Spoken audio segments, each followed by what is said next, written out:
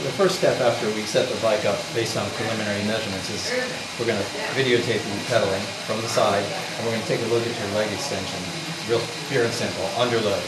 So I'll have you ride it in a couple of different positions, then we'll go take a look at that videotape and we'll analyze the angles of what's going on. Sounds good. So here we've got some video. You can stop pedaling for a moment. And what I want to do is I want to line your foot up so it's as far away from the pedal as it ever gets. And that's going to be at the bottom of the line drawn through the C-tube. Okay, so there's the center of the pedal lined up. That's as far as your pedal ever gets away from the seat. Okay, and we want to take a look at your knee angle of extension at that. So we connect the hip flexor, the knee flexor, and the ankle. Okay.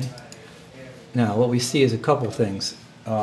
We see a little more ankling. You can watch it over there on that video monitor if you want. Than we probably like. Yep. And then we see that we're looking for there's some things that are variable depending on the body type, but pretty much everyone should have a knee angle extension of 35 degrees under load on this system. So the seat's a little bit high. And so the combination, the giveaway is that you don't want to flatten your ankle at the bottom of the pedal stroke. That means it's kind of a clue that the seat's just a little bit too high.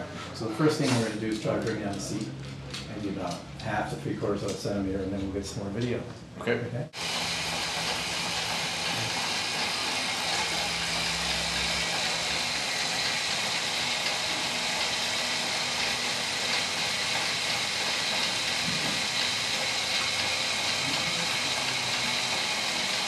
Okay, so now we have the 35-degree angle. Just made a small change, about 3/4 of a centimeter. And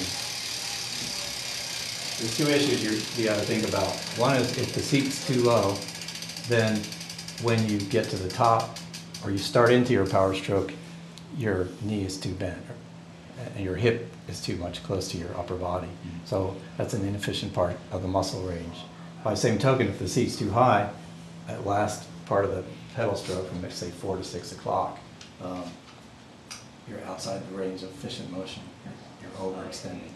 So we want to keep that whole range from the 12 o'clock really to about 5 o'clock is where your most power is produced. You want to keep that in the most efficient part of your muscle range.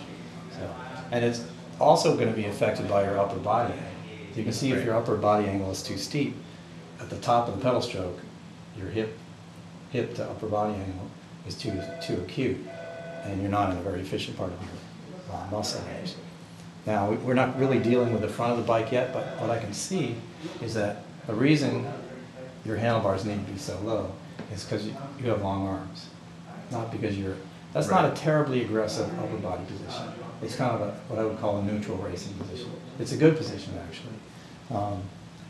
I was afraid that, when we get here and see that you're trying to like flat back or almost have your back slope downward like you sometimes see racing. That's really a very poor form. But well, after I've been on a long training ride and I've maybe stretched during the ride at some point, I'm riding, pretty almost with a flat back, like just from looking in the mirrors and stuff. But you can do that, and that's fine. But I mean, what you don't want is the bike to force you into that position all the time, because it's not efficient, and you can't really maintain that for a real long period of time without fatiguing. So, I mean, if we look at, again, I'm jumping ahead. If we look at your upper body angle, just relative to the floor, about 30 degrees. That's pretty good, and that's in the drops. Let's see, this take you were only in the drops? Or did you start on top? I think I was only in the drops. Yeah, okay, let's go back to the previous one. Okay. I think it's going to be slightly different now because we lowered the seat, but if we look at your upper back angle when you're on the hoods,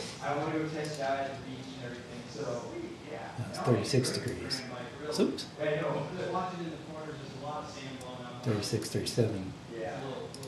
So that's still, anything under 45 is considered competitive. Okay. So I don't think we're going to make your coach unhappy. Right. The only thing is, in my opinion, that your previous bike was squashing you a little bit this way. But the geometries are different, so the top tube on this bike and the top tube on that Ridley are only ½ centimeter apart. Really? Half centimeter? This is a ½ centimeter. Really? Yeah. Okay. So, and I put a 130 stem on this too. So. Oh, that's interesting. And I moved the seat, I moved your cleats and the seat, so you actually have a longer reach than what you had on that bike. Which Right. I think is actually going to help you. Right. Because the idea is, if we get the weight ratio in balance, approximately 40% over the front wheel, 60% over the rear wheel, it frees both your hips for maximum freedom of motion, and also doesn't put too much weight on your hands or your shoulders or your neck. So it's almost like you're floating over the bike, and then you can just do whatever you need to do. Right. Produce power or speed, high cadence, whatever it is. There's nothing binding. Right. Yeah, that makes sense. So, I mean, that's my argument for you riding this size of a bike.